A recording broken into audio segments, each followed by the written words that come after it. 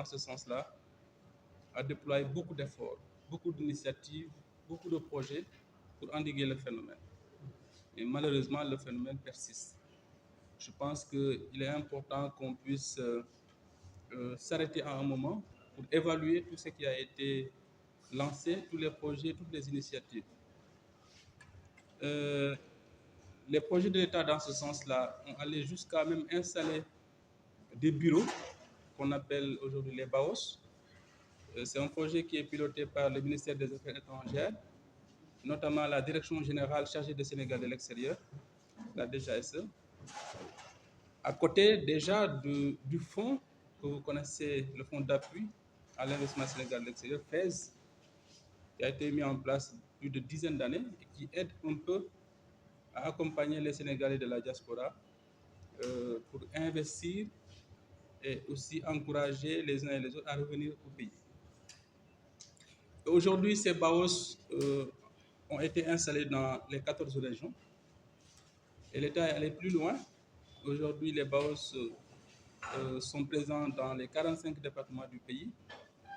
Il y a un premier financement qui a été alloué aux potentiels immigrés, mais aussi à ces gens-là déjà qui sont dans la diaspora et qui ont des difficultés à s'installer et à trouver une activité et qui ont du mal à revenir au pays. Et l'État a en tout cas financé beaucoup de projets dans ce sens. Mais tout cela n'a pas empêché que le phénomène continue à se propager, à prendre une certaine ampleur. Du point de vue culturel, je crois que notre initiative s'inscrit dans ce sens-là. C'est dans le sens de sensibiliser les populations.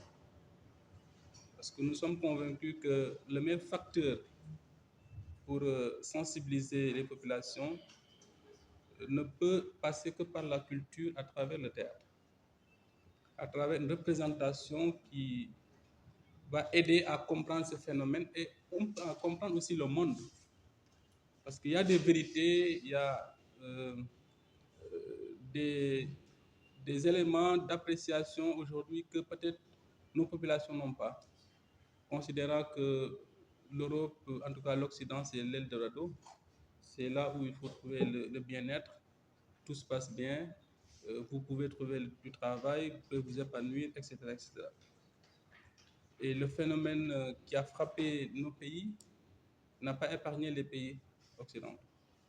Donc, aujourd'hui, de la même façon que les gens peuvent s'inventer, s'engager pour trouver en tout cas leur voie, ils doivent comprendre que c'est de cette même façon que les uns et les autres peuvent trouver leur voie ici chez nous. Parce qu'il y a le potentiel qu'il faut, l'énergie que les gens consentent ou bien mobilisent pour voyager avec les tracasseries, avec les risques.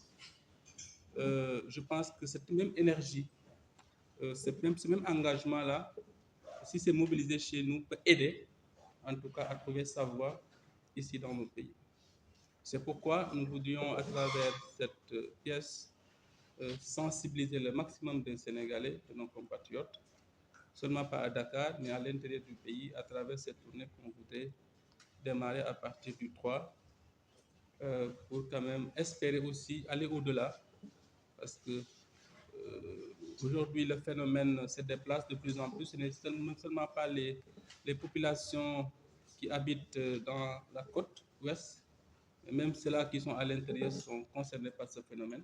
Je pense qu'on va aller au-delà pour cibler d'autres localités et essayer aussi de les présenter cette pièce de théâtre de sensibilisation, d'éducation, de formation, et de voir aussi à l'occasion de ces rencontres-là qu'est-ce qu'en plus on pourrait apporter pour en tout cas soutenir ces jeunes-là, quelquefois peut-être désemparés, à la quête de mieux-être. Qu'est-ce qu'on peut faire? Mais en tout cas, je voudrais en tout cas vous dire que le théâtre Sorano va continuer dans cette logique, dans cette voie, à travers tout ce qu'on a entrepris pour les jeunes, tout ce qu'on a entrepris pour les Sénégalais de la diaspora à travers Sorano et sa diaspora, à travers Sorano à l'école pour sensibiliser, former les jeunes élèves, en tout cas poursuivre donc cette logique qui constitue le fondement, sinon pour ne pas dire l'âme, de notre mission fondamentale de formation, d'éducation, de sensibilisation et de loisirs. Voilà les quelques propos que je voudrais vous adresser.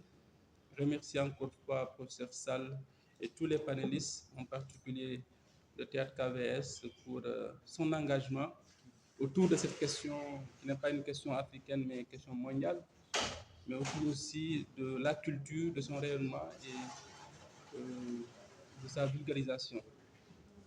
La première a déjà été présentée à Bruxelles avec un de nos artistes.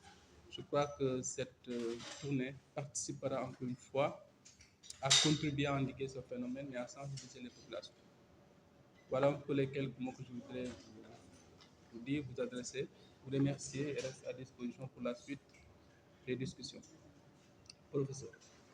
Merci beaucoup. Merci beaucoup, M.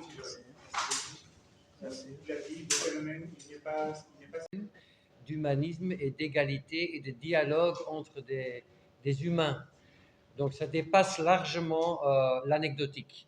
Alors du coup, pour mon histoire avec le Sénégal, je vais être très court. Effectivement, je suis venu la première fois avec Younous Diallo, qui m'a invité pour faire un workshop avec Foti. C'était l'association qu'il avait fondée. Moi, j'étais le premier à être invité. C'était toujours un honneur que j'ai été le premier à travailler à Kaolack. Je suis très content qu'on va là-bas, enfin juste à côté. Et puis j'ai fait une coproduction avec eux sur la série Z de Tchekhov. Et on a répété à Ziguinchor. Donc voilà. Et puis j'ai créé avec lui un spectacle à l'époque qui a tourné au Sénégal. Alors du coup, effectivement, par ce contact, parce que à un moment donné, j'ai écrit un livre et des articles sur la migration, sur l'Europe, les portes fermées de l'Europe, disons, la forteresse Europe, comme on dit. Et j'ai voyagé le long de la petite côte et le long de la côte sénégalaise pour mieux comprendre pourquoi et quel est le point de vue, en fait, d'ici, de ces jeunes, de ces adultes, de cette génération qui se perd. À l'époque, je parlais d'il y a 15 ans, et du coup, on constate qu'à nouveau, ça se reproduit et que ça n'a été jamais terminé, en fait. Alors, à un moment donné, j'ai un coup de fil d'une amie sénégalaise qui me dit, il y a le directeur du théâtre Sorano en Belgique, à Bruxelles, est-ce que tu n'aurais pas un petit moment pour le croiser demain? On s'est vu à Bruxelles un midi, effectivement, et je sentais qu'il y avait vraiment une envie de collaborer, non pas juste d'échanger, genre on achète un spectacle où on vient, mais vraiment de collaborer sur certains sujets au niveau intellectuel, dramaturgique et artistique.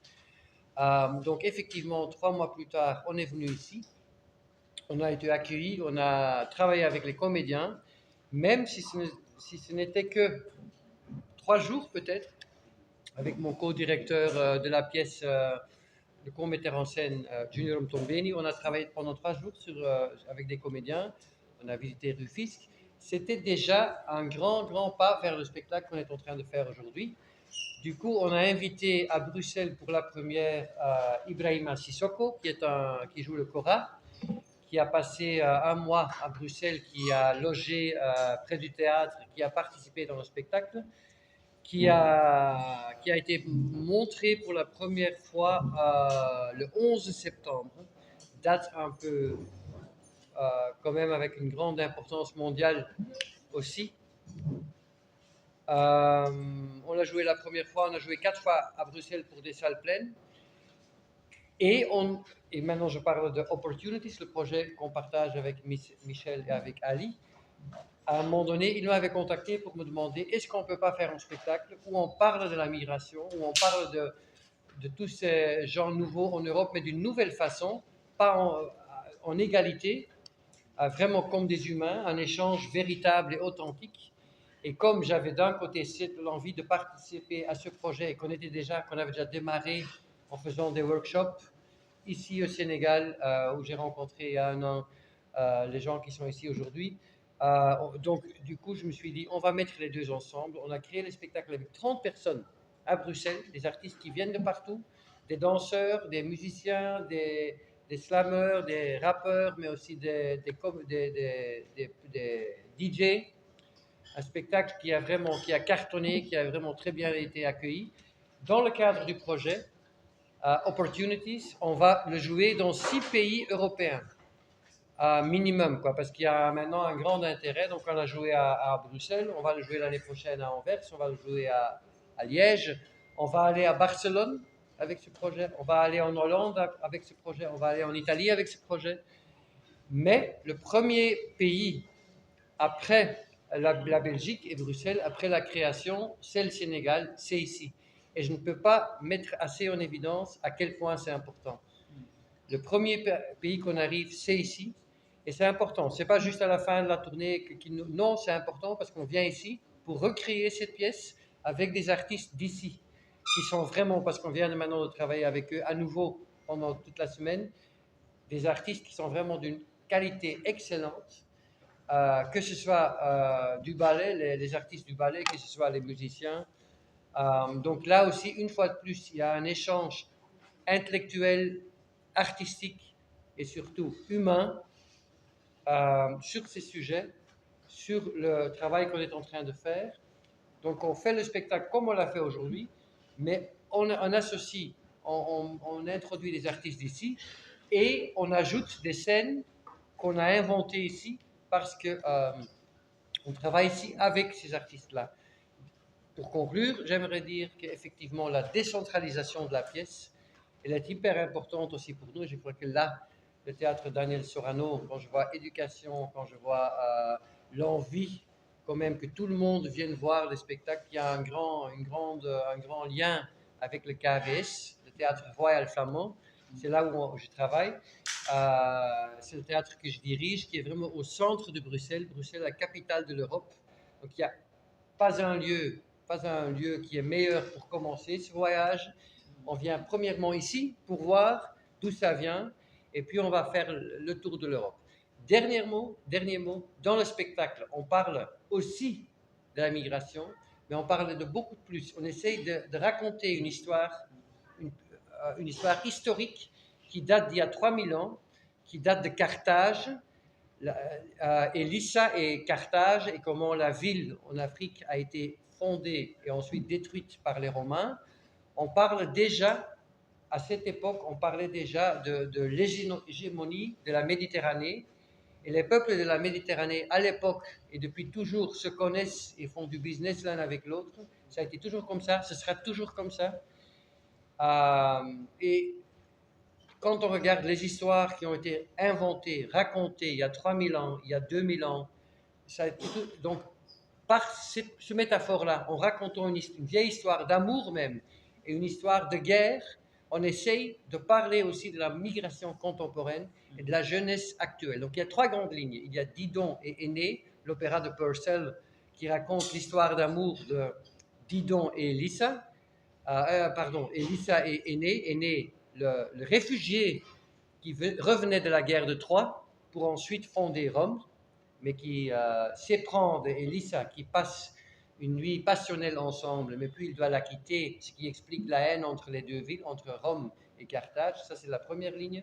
En dessous, où ensuite il y a les guerres de Carthage, les guerres puniques, 300 devant notre ère, entre les Romains et Carthage, avec cette armée d'Hannibal qui partait de l'Afrique ou qui partait de l'Espagne, avec cette armée super, avec plein de peuples subsahariens, des Baléares de partout, pour traverser toute l'Europe, pour mettre la guerre ou pour en Italie. C'est la deuxième grande ligne, les guerres. Et aujourd'hui, les guerres sont omniprésentes. Malheureusement, on vit dans une époque hyper compliquée, que ce soit au Gaza, que ce soit en Ukraine. Le monde tremble. Et dernièrement, on parle aussi de la migration contemporaine, ici aussi, avec des témoignages de gens qui habitent Rufisque, qui connaissent la matière comme moi je ne la connais pas, mais qui la sentent, la ressentent, la vivent de ce côté de l'histoire. Et ces 3 niveaux se réunissent dans la pièce, en fait, pour toucher le public, pour le confronter, mais aussi pour l'émouvoir d'une façon et de sorte que les gens sortent, réfléchissent, sont émus, et surtout, et ça c'est le but aussi de notre collaboration, qu'ils se sentent réunis autour d'une histoire commune qui a été créée ensemble et pas en négociant ou en échangeant des paroles en hostilité, mais en étant des humains entre des humains. Merci. Merci pour l'invitation. Merci pour le projet qui était au début. Et merci pour l'hospitalité et pour l'échange qu'on peut vivre ici. Merci beaucoup. Qui était vraiment intéressant. C'est donc un défi, donc pour le mettre en 5 minutes, parler d'opportunities. Mais pour cela, je veux mettre l'accent, le focus sur le récit. Parce que quand on parle d'un théâtre, on parle d'un récit. Et on a utilisé ici le récit des gens qui veulent migrer, qui ont retourné. Et donc, on utilise ce récit pour faire une pièce de théâtre, pour parler sur la migration et sur les questions de la migration. Et donc, ce que je veux faire maintenant, c'est donnez-vous quelques mots sur qu'est-ce que sont les points essentiels de notre projet. Enfin, le projet n'est pas né du hasard. Quand la soi-disant crise migratoire de 2016, peut-être vous le souvenez, était un révélateur. Un révélateur parce que on dit toujours le mot crise, et je dis soi-disant crise. Pourquoi c'est un soi-disant? Car la façon dont vous décrivez, définissez un événement, parce que c'était un événement à ce moment là-bas, détermine aussi la façon dont vous le traitez. Qualifier un événement comme une crise, ça signifie que vous devez prendre des mesures drastiques pour contrer cet événement, pour l'éviter, pour le résoudre. Donc, quand on utilise des autres mots pour un événement, on peut avoir des autres mesures. Et donc, crise est un des mots les plus neutres qu'on utilise en Europe lorsqu'il s'agit de la migration. Tsunami, repeuplement, criminel, clandestin. Et ce sont encore les mots les moins mauvais. Et à chaque fois, tous ces mots signifient menace, conquête, rotation du peuple, perte de sa propre identité, danger. Donc, vraiment des mots qui signifient beaucoup et qui signifient qu'on doit avoir un policy, des mesures politiques contre la migration. Mais cependant, et ça c'est important, ces mots cachent une vérité indéniable. La migration est aussi une opportunité. D'où le nom de notre projet. Une opportunité pour tous les projets, à tous les pays, tous les continents, pour tout le monde ici et ailleurs. Et vous et nous avons besoin de la mobilité de tous et tous. Mais il faut alors utiliser un autre langage pour décrire la migration. Un autre langage, un autre récit, d'autres signes et gestes, d'autres dessins.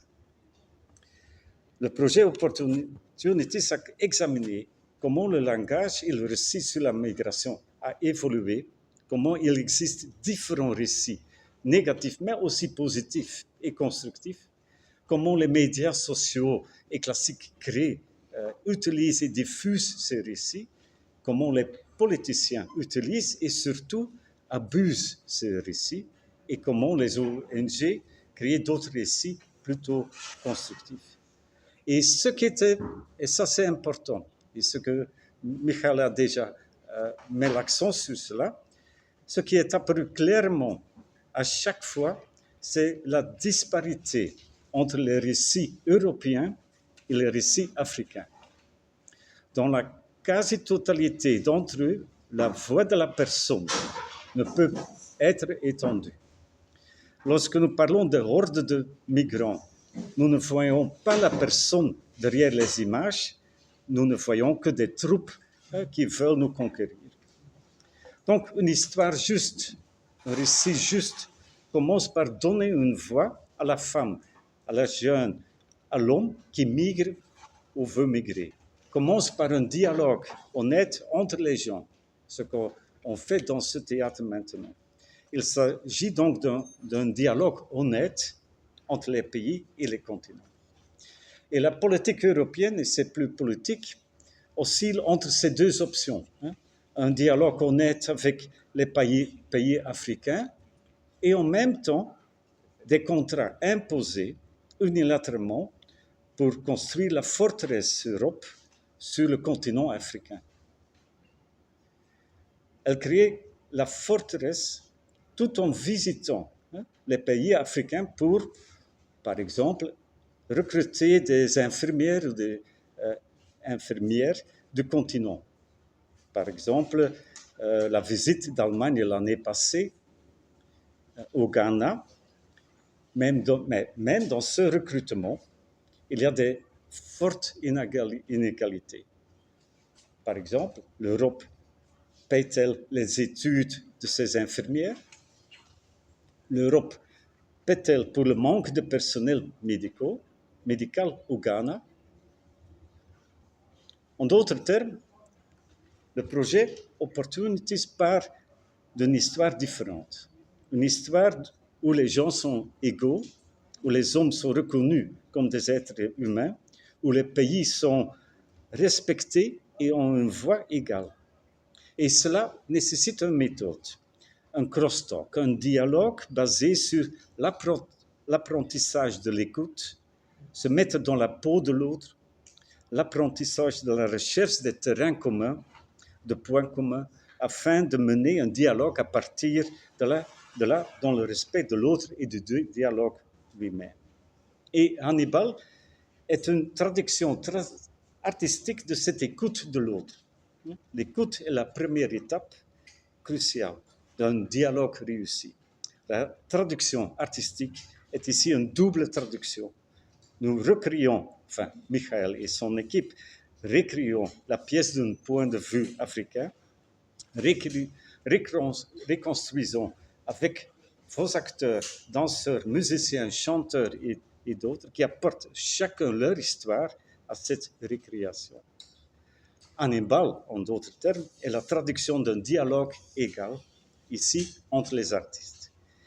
Et il illustre comme ça, hein, les dialogues entre pays et continents.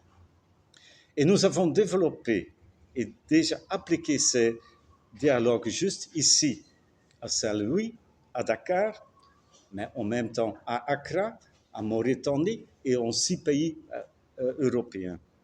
Et chaque fois, le message était le suivant.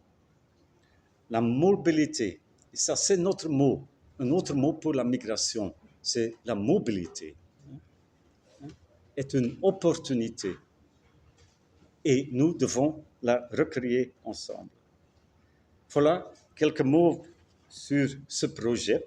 Vous trouverez plus sur notre site web. Il y a beaucoup d'informations aussi en français. Et merci. Et je donne la parole à professeur Ali Tandien, partenaire, mais aussi un grand ami. Merci beaucoup, Michel. On finit avec le de les connaître dans plusieurs espaces. Alors, ce projet Opportunity, comme son nom l'indique, c'est une excellente opportunité pour nous, le Sénégal, d'avoir été associés. Nous sommes 3 pays dans ce grand projet. C'est un projet HH20. HH20, c'est le summum, c'est l'excellence d'un financement. Il n'y a pas beaucoup qui soutiennent avoir bénéficié d'un HH20. Et bénéficier d'un projet HH20 est une belle opportunité pour un chercheur, pour une équipe de recherche. Et une équipe de recherche du Sénégal, le GERM, a pu bénéficier grâce à ces personnes qui nous ont associés à la rédaction et à la réalisation de ce projet. Alors, comme ça a été dit tout à l'heure par le directeur, je le reprends d'une autre manière en disant que la migration est une chaîne de valeur. Une chaîne de valeur, ça veut dire qu'il y a plusieurs éléments qu'il faut prendre en compte et on ne peut pas comprendre la migration tant qu'on n'arrive pas à avoir une vision holistique. Et c'est toute la difficulté que nous avons aujourd'hui au Sénégal, parce que quand on parle de la migration, on se limite au transfert d'argent. Alors que la migration, c'est au-delà de ces transferts d'argent. La migration, c'est des questions de souffrance, c'est des espaces qui sont traversés, c'est un capital immatériel qui est obtenu, c'est également l'absence ou la présence d'une politique migratoire. Et comme vous le savez, malheureusement, dans nos espaces en Afrique, la grande difficulté que nous avons, c'est l'absence d'une politique migratoire. Comment peut-on arriver à apporter une réponse politique sans avoir une connaissance réelle de ce fait? Alors, c'est toute la difficulté que nous avons aujourd'hui. Nos États ont beaucoup essayé depuis plusieurs années, depuis Barça ou Barsakh, depuis Bekimi et autres. Nos États se sont mobilisés, ou bien l'État du Sénégal s'est mobilisé, mais malheureusement, la réponse n'a pas encore pu être trouvée. Pourquoi? Parce qu'on pense que la politique a les mains larges pour pouvoir s'en occuper, ce qui n'est pas le cas. Je pense qu'à travers ce projet Opportunity, avec modestie, nous avons pris le soin de mobiliser des acteurs aux profils différents. Il y a des artistes, des ONG, des universitaires. Il y a également des slameurs, des rappeurs, entre autres, qui sont dans ce projet et qui disposent d'un discours commun, d'un projet commun, c'est-à-dire avoir une idée commune de la migration. Et ce qui explique aujourd'hui la présence du groupe, je pense que je fais partie des plus chanceux parce que j'ai eu à suivre Hannibal à Bruxelles il y a 2 semaines et croyez-moi, ce sera difficile de suivre Hannibal sans un paquet de mouchoirs.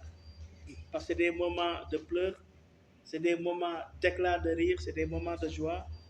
Et je pense que c'est une excellente chance pour le Sénégal d'accueillir le KVS et d'être le premier à accueillir le KVS. Pour moi, c'est un excellent honneur pour nous d'accueillir ce grand groupe. Pour ceux qui auront la chance de visiter ou de suivre Hannibal, vous verrez que vous n'avez pas perdu du temps. Alors, ce projet nous aide à déconstruire nos projets, nous aide également à avoir une idée commune de la migration. Parce que la grande difficulté que nous avons, c'est que le discours du Nord et le discours du Sud, il y a un décalage. Et je pense que ce projet a réussi à mobiliser des acteurs au profil différent et à les aider à avoir une idée commune de la question de la migration et surtout de rétrécir les paradoxes. Parce qu'il y a eu des paradoxes et ce sont ces paradoxes, malheureusement, qui poussent de plus en plus une partie de nos populations à vouloir partir. Barça ou Barsakh, on en a connu et aujourd'hui, ça fait, retenez-vous, 40 ans que nous sommes sur ces routes de migration irrégulière, mais on est plus que 40 ans parce que les Sénégalais ont commencé à prendre les pirogues en 1977. Mais malheureusement, on ne le sait pas encore et ce qui pose problème en termes d'élaboration de politique. Je pense que ce projet nous donne l'opportunité d'avoir un enrichissement mutuel, d'avoir un dialogue commun, d'avoir une compréhension et une conversation égale. Donc je pense que c'est une belle opportunité qui est là et j'espère que cette opportunité sera saisie par des acteurs politiques parce qu'on ne peut pas élaborer une politique migratoire sans des évidences, mais on ne peut pas élaborer une politique migratoire sans connaître la parole qui est donnée par ces acteurs et ces acteurs sont aujourd'hui avec nous. Je pense que nous devons tous profiter de ces bons moments pour en parler sans complexe. Merci d'avoir été avec nous. Merci beaucoup. Merci beaucoup. Merci, merci monsieur le directeur.